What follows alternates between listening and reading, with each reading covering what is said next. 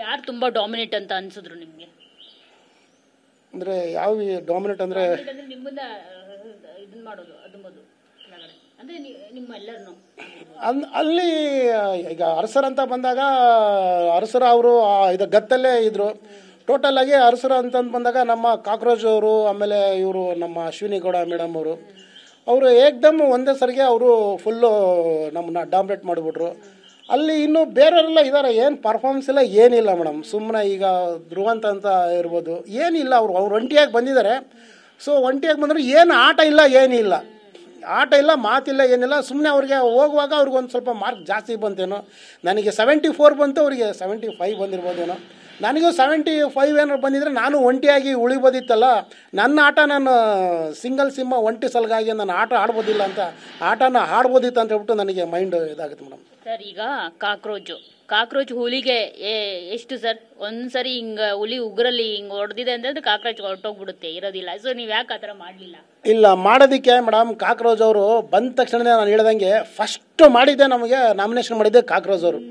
ಯಾರೋ ಇವಯ್ಯ ಹಿಂಗಿದಾನೆ ಟೈಗರ್ ಅಂತ ಬರ್ತಾನೆ, ಇವನೇನಾರು ಎಗರ್ ಬಿದ್ರೆ ನಾವು ಅಷ್ಟೇ ಅಂತ ಹೇಳ್ಬಿಟ್ಟು ಇಮಿಡಿಯೇಟಾಗಿ ಅವ್ರು ನಾವು ಹೋಗಿಂತ ನಾವು ಲೇಟಾಗಿ ಹೋಗಿದ್ವು. ಮನೆಗೆ ಹೋದ ತಕ್ಷಣ ಅವರೆಲ್ಲರೂ ಫ್ರೆಂಡ್ ಮಾಡ್ಕೊಂಡ್ಬಿಟ್ಟಿದ್ರು. ಯಾಕಂದರೆ ಅವರು ಒಂದು ಆ ಕ್ಷೇತ್ರದಲ್ಲಿ ಬಂದಿರೋದ್ರಿಂದ ಹೊರಗಡೆಗೆ ಫ್ರೆಂಡ್ಸ್ ಇದ್ದರು, ಅಲ್ಲಿ ಫ್ರೆಂಡ್ಸ್ ಇದ್ದರು.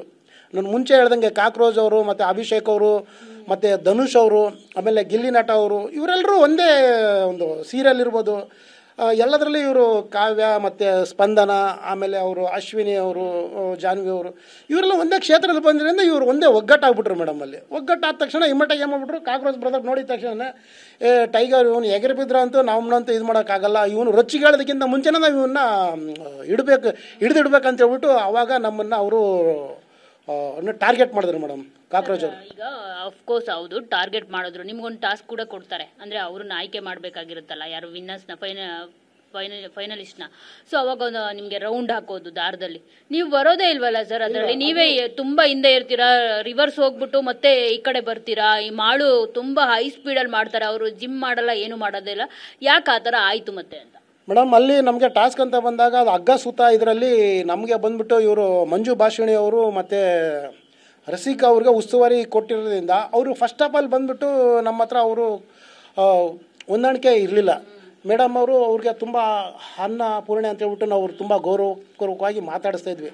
ಅವ್ರಿಗೆ ಅವ್ರ ಮೈಂಡ್ ಸೆಟ್ಟಲ್ಲಿ ಏನಿತ್ತೋ ಏನೋ ಗೊತ್ತಿಲ್ಲ, ಯಾಕಂದರೆ ಅವರೆಲ್ಲ ಸೀರಿಯಲ್ ಸ್ಟಾರ್ ಇರೋದ್ರಿಂದ ಅವ್ರಿಗೆ ಸಪೋರ್ಟ್ ಮಾಡೋ ಉದ್ದೇಶದಿಂದ ಏನೋ ಗೊತ್ತಿಲ್ಲ. ನಮಗೆ ಬಂದ್ಬಿಟ್ಟು ಏನಾಯ್ತು ಅಂದರೆ ನಾವು ನಿಂತ್ಕೊಂಡು ಹಗ್ಗ ಸುತ್ತುವಾಗ ನೀವು ಹಗ್ಗನ ಕೈಯಿಂದ ಮುಟ್ಬೇಡಿ ಅಂತ ಹೇಳಿದ್ದಾರೆ. ನೀವು ಒಂದ್ಸರಿ ಇನ್ನೊಂದ್ಸರಿ ನೋಡಿ ಪುಟ್ಟೆ, ನೀವು ಹಗ್ಗನ ಕೈಯಿಂದ ಮುಟ್ಬೇಡಿ, ನೀವು ಹಾಗೇ ಹಗ್ಗ ಕಂಬನ ಸುತ್ತಬೇಕು ಅಂತ ಹೇಳಿದರು. ನೀವು ನೋಡಿ ಮಾಳ ಅವರು ಕೈಯಿಂದ ಹಗ್ಗನ ಕೈಲಿ ಹಿಡ್ಕೊಂಡು ಅವರು ಆಟ ಆಡಿದ್ದಾರೆ. ಅದರಿಂದ ಅವರು ಅದನ್ನು ಈಸಿಯಾಗಿ ಬಿಡಿಸ್ಕೊಳ್ಳೋದಕ್ಕೆ ಸಾಧ್ಯ ಆಯಿತು. ನಾನೇನು ಮಾಡಿದೆ ಅಂದರೆ ಹಗ್ಗನ ಮುಟ್ಟಿಲ್ಲ ನನ್ನ ಕೈಯಿಂದ, ನೀವು ಮುಟ್ಟಿದ್ರೆ ನೀವು ಫೋಲ್ ಆಗ್ತೀರಾ ಅಂತ ಹೇಳಿದ್ರು ಅವರು. ಯಾವುದು ನಾವು ಇಲ್ಲಿ ಏನಾಯ್ತು ಅಂದರೆ ಒಂದು ಕಣ್ಣಿಗೆ ಬೆಣ್ಣೆ, ಒಂದು ಕಣ್ಣಿಗೆ ಸುಣ್ಣ ಥರ ಆಗುತ್ತೆ ಮೇಡಮ್. ಇಲ್ಲಿ ಅವರು ಕೈಯಿಂದ ಹಗ್ಗ ಹಿಡ್ಕೊಂಡ್ರು, ಅವ್ರಿಗೆ ಅವ್ರು ಹೇಳಿಲ್ಲ ಸರ್. ಅವ್ರ ಕೈಯಿಂದ ಹಗ್ಗನು ಇಟ್ಕೊಂಡು ಟೇಬಲ್ ಕೂಡ ಮುಟ್ಟಿದ್ರು. ನೀವು ಅದನ್ನ ನೀವು ಪ್ರಶ್ನೆ ಮಾಡ್ಬೇಕಲ್ವಾ? ನೀವು ಪ್ರಶ್ನೆ ಮಾಡೋದು ಎಲ್ಲೋಗಿತ್ತು ನಿಮ್ಗೆ?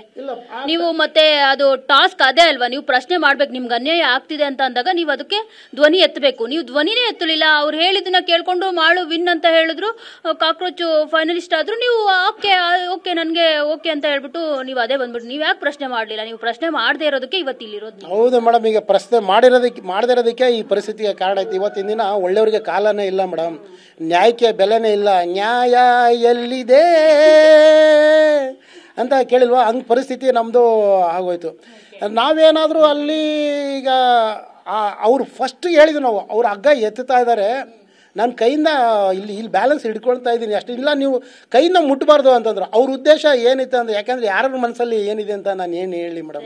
ಯಾರ ಮನಸ್ಸಲ್ಲಿ ಏನಾದರೂ ಇರಲಿ, ನಿಮ್ಮ ಮನಸ್ಸಲ್ಲಿ ಏನಿದೆ ಅನ್ನೋದು ಪ್ರಶ್ನೆ. ಈಗ ನಿಮ್ಮ ಮನಸ್ಸಲ್ಲಿ ನೀವು ಕೇಳೋ ನಿಮಗೆ ಧೈರ್ಯನೇ ಇಲ್ಲ ಅಂತ ಅಂದಮೇಲೆ ನಿಮ್ಮನ್ನ ಯಾಕೆ ಇರಿಸ್ಕೊಂತಾರೆ ಬಿಗ್ ಬಾಸ್ ಮನೆಯವರು? ಅದನ್ನೆಲ್ಲ ನೋಡ್ತಿರ್ತಾರಲ್ವ. ಈವನ್ ಆ್ಯಸ್ ಎ ಆಡಿಯನ್ಸ್ ಆಗಿ ನಾವೇ ಅದನ್ನ ನೋಡ್ತಿರ್ತೀವಿ. ಇಲ್ಲಿ ಪ್ರಶ್ನೆ ಮಾಡ್ಬೋದಾಗಿತ್ತು ಯಾರು ಬೇಕಿದ್ರು ಅಂತ. ಯಾರು ಪ್ರಶ್ನೆ ಮಾಡೋದಿಲ್ಲ. ನೀವಷ್ಟೇ ಅಲ್ಲ, ಇನ್ನೂ ಇಬ್ರು ಇರ್ತಾರಲ್ಲ, ಯಾರು ಕೂಡ ಪ್ರಶ್ನೆ ಮಾಡೋದಿಲ್ಲ ಅದನ್ನ.